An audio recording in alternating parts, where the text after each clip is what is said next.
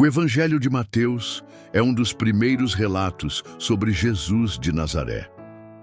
Nos capítulos 5 a 7, encontramos os ensinamentos mais conhecidos de Jesus, chamados de Sermão da Montanha. Nele, aprendemos o significado do reino dos céus e como participar dele. O sermão tem 3 partes: introdução, corpo principal e conclusão. A introdução revela a identidade surpreendente dos que fazem parte do reino. O corpo principal explica o que Jesus quer dizer com justiça. A conclusão chama os ouvintes a tomar uma decisão. Justiça, para Jesus, significa viver em relacionamento correto com Deus e com os outros. É um caráter que gera paz e justiça no mundo. O sermão trata da justiça sob 3 perspectivas: sua relação com a Torá, com as práticas religiosas da época e com a relação entre Deus e o próximo. No fim, Jesus convida as pessoas a escolherem como vão responder ao seu ensinamento.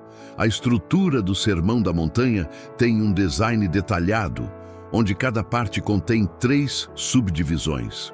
Isso mostra a profundidade e organização da mensagem de Jesus. Na introdução, Jesus faz um anúncio surpreendente.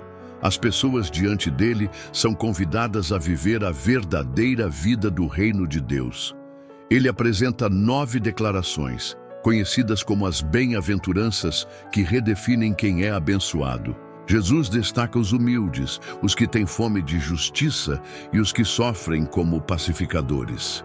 Em seguida, ele chama seus seguidores de sal da terra, um símbolo da aliança eterna de Deus com Israel, mostrando que eles têm um papel essencial no mundo. Jesus também os chama de luz do mundo e cidade sobre o monte. Essas imagens vêm do profeta Isaías, que falou sobre Jerusalém irradiando a luz e a paz de Deus ao mundo. Jesus ensina que ele e seus seguidores estão cumprindo essa promessa. A principal mensagem do sermão é que seus seguidores devem praticar a justiça. Essa justiça, segundo Jesus, não é apenas cumprir regras, mas viver de forma íntegra diante de Deus e dos outros, promovendo o bem e a paz. A primeira perspectiva mostra como a justiça de Jesus cumpre a Torá e os profetas. Isso se desdobra em 3 partes. Primeiro, ele afirma que não veio abolir a Torá, mas completá-la e trazer seu verdadeiro significado. Depois, Jesus apresenta 6 exemplos de como sua justiça cumpre a Torá. Ele fala sobre ira, luxúria, divórcio, verdade, vingança e amor aos inimigos, mostrando que a verdadeira obediência vem do coração, não só das ações externas. Por fim, Jesus resume essa vida como teleios, uma palavra grega que significa ser completo ou maduro. A meta da Torá é formar pessoas sábias e maduras, que espalham a bênção de Deus no mundo, refletindo seu caráter. A segunda perspectiva mostra como a justiça de Jesus se relaciona com as práticas religiosas da época. Novamente, há 3 partes.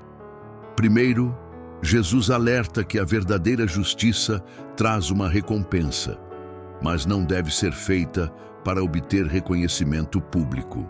Em seguida, Jesus apresenta 3 exemplos de devoção religiosa que podem se desviar: esmolas, oração e jejum.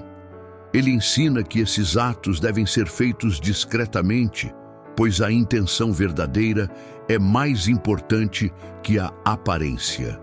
Por fim, Jesus ensina que a verdadeira recompensa não está na aprovação das pessoas, mas em conhecer e ser conhecido por Deus.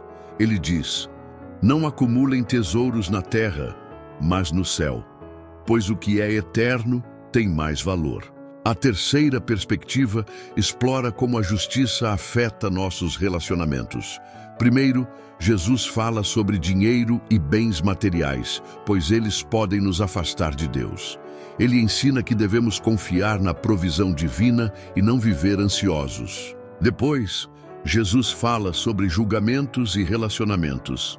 Ele adverte contra julgar os outros sem examinar a si mesmo. Ele usa a imagem de alguém tentando tirar um cisco do olho do outro, enquanto tem uma trave no próprio olho. Jesus também conta parábolas sobre discernimento ao corrigir alguém.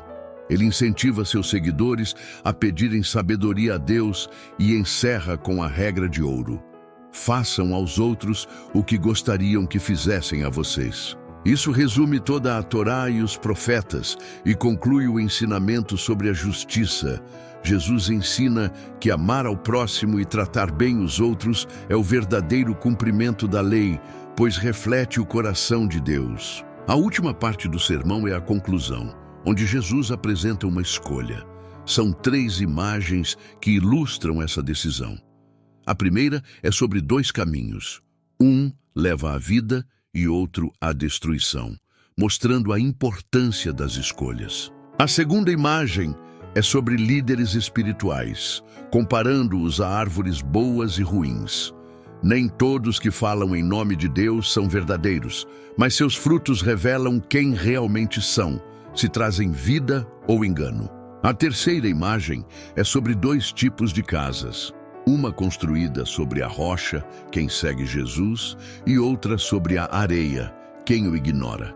Quando vêm as dificuldades, só quem está firme na palavra permanece de pé.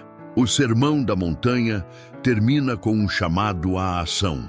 Jesus começa anunciando a chegada do reino para os improváveis. Depois, ensina sobre viver corretamente diante de Deus e dos outros. Por fim, ele desafia seus ouvintes a escolherem seu caminho. Diante de tudo o que Jesus disse, qual decisão você tomará? Agora é hora de ler e reler o Sermão da Montanha e aplicar seus ensinamentos.